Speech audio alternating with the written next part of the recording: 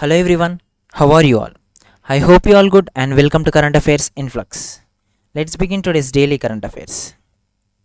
March 22nd, we observe World Water Day, and theme for the World Water Day is groundwater making the invisible visible. And this World Water Day is celebrated globally on 22nd of March every year to highlight the importance of fresh water, and it is used to advocate for the sustainable management of freshwater resources. And this year it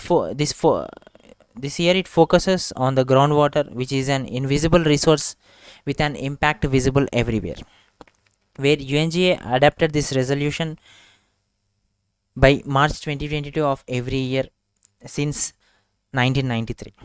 If we see, the theme of the World Water Day is groundwater making the invisible visible. Next one, Sardar Beddi sorry Sardar Beddi Mukhabdev, elected as the President of Turkmenistan. Here, the Sardar has been sworn in as the President of Turkmenistan, who succeeds his father and the former President Gurbanguly, who became the President in 2006 and served till 2022. And if you see, in Turkmenistan, the elections will be held every 7 years, and Sardar has secured 72 percentage, about 73 percentage of the votes in election to lead the gas-rich country.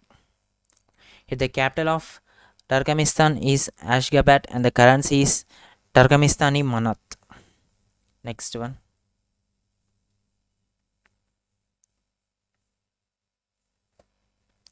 N. Biren Singh took the oath as Chief Minister of Manipur for the second consecutive 5-year term.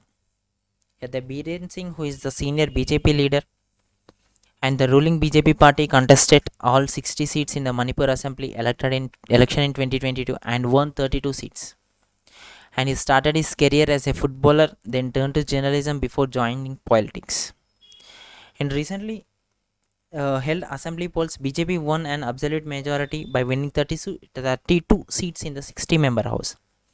And he has taken, and here the Biren Singh sworn as the Chief Minister of Manipur for the second consecutive 5-year term. Here, the capital of Manipur is Imphal and the governor is Ganesan. Next one.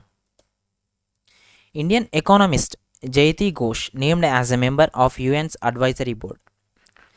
Here, the UN Secretary General Antonio Guterres has announced the appointment of Indian development economist Jayati Ghosh as a member of UN's newly established advisory board on effective multilateralism. This is a 12-member high-level advisory board, will be co-chaired by former Liberian President of and the Nobel laureate Ellen Johnson Sirleaf and the former Swedish Prime Minister Stephen Löfven. Where Jayati Ghosh is a professor at the University of Massachusetts, and she was previously served as a professor of economics and chairperson of Center for Economic Studies and Planning.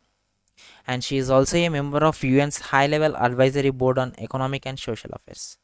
In this news, we have to remember that Jayati Ghosh, who is named as a member of UN's advisory board, and we have to remember the Secretary General of United Nations is Antonio Guterres. Next one. India ranks 43rd at the International IP Index 22. That India has improved its overall IP score from 38.4 percentage to 38.6 percentage, and the country is ranked 43rd position out of 55 countries on the International IP Index 2022. And whereas this index was released by the Global Innovation Policy Center of the US Chamber of Commerce. If we see, the top 5 countries in this report are US stands in the first position, and followed by UK, Germany, Sweden and France. Next one. The 9th edition of Joint Military Exercise LAmita 2022 between the Indian Army and the Seychelles Defence Force was held at Seychelles. This is a joint military exercise between Indian Army and the Seychelles Defence Force. In this, the Indian Army contingent will be represented by the 2 by 3 Gorkha Rifles Group, which is a Pirkanti battalion, and this is a biannual training event which is conducted in CHL since 2001. And the objective of this joint training exercise is to build and promote bilateral military relations and sharing experiences gained during various operations. And this training also uh, this training also in- improve exchanging skills and good practices between both armies. Next one. The third edition of Joint Military Exercise ex Dharma Guardian 2022 between India and Japan held at Belgaum, Karnataka. And this exercise named Joint Military Exercise named ex Dharma Guardian. This is the third edition of this exercise between India and Japan.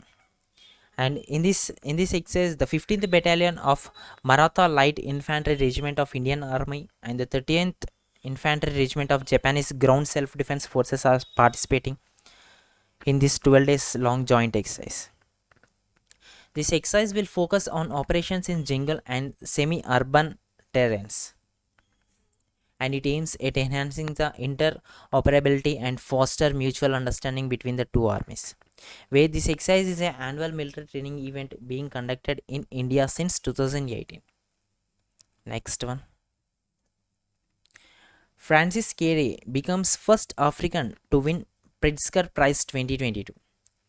Here, the Francis, who is an architect, educator, and the social activist, has been announced as the 2022 laureate of the Pritzker Architecture Prize 2022. And this award is often referred as a architecture's highest honor, where he was born in the small village of Gando and is the first black architect to win the coveted award. Where this Pritzker Architecture Prize is bestowed on architects who build work demonstrate a combination of talent, vision, and commitment. If you see in the previous year, this award went to French architects Anna Lactor and Jean Philippe, and this year this award is given to Francis Carey. Next one. Former Indian cricketer Captain Gundappa Ranganatha Vishwanath has penned his autobiography titled Wished Assured, an autobiography.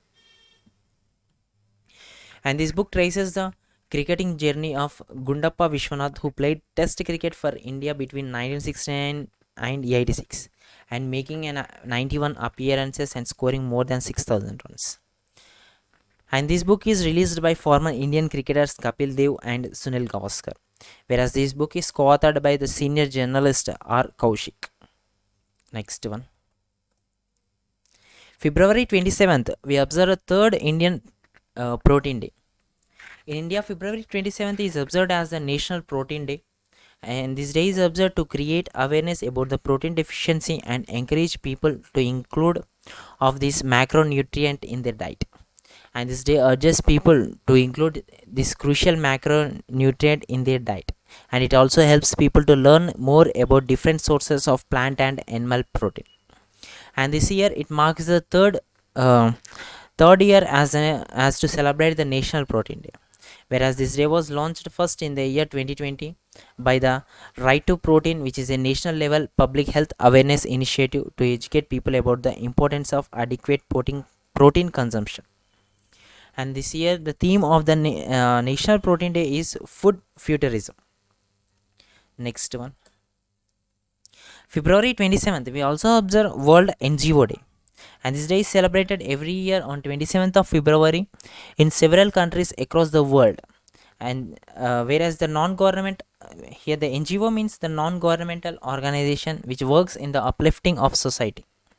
It is an international day to recognize and celebrate and honor the non-government and non-profit organizations, and also those who contribute their time and efforts in making society a better place to live in. And this day is first observed in the year 2014 as a World NGO Day. Next one. Thank you everyone. Stay safe and stay strong.